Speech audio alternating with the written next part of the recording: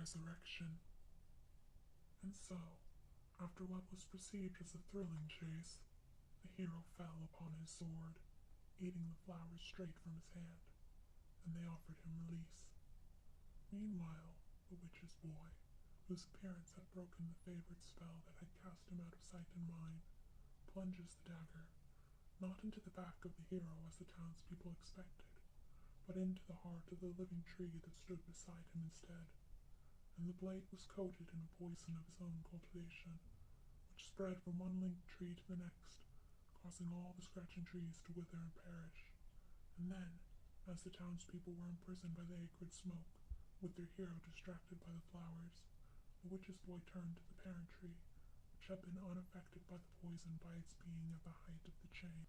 Dropping the poisoned blade into a nearby earthen abyss, the horrid creature pulls from the folds of cloth he bore upon him a fresh blade, and carves out the still beating heart of the parent tree. Preserving it with magic and sealing it away, he places it into his pocket, and at the moment of its last cutting, the bloodshed stops. The townspeople scream in horror and fear, and the hero, startled by the cease of fallen blood, looks up, and in his looking he knocks back the witch's boy, throwing him into the abyss. Seeing the fall of the witch's boy, the townspeople cheer, and the hero thinks it to be love. The flowers had soothed him and nourished his body. Though still pained, he preferred the sweet to blood, and so he brought back armfuls of the flowers to the townspeople, allowing them to venture forth into the death-gray fog.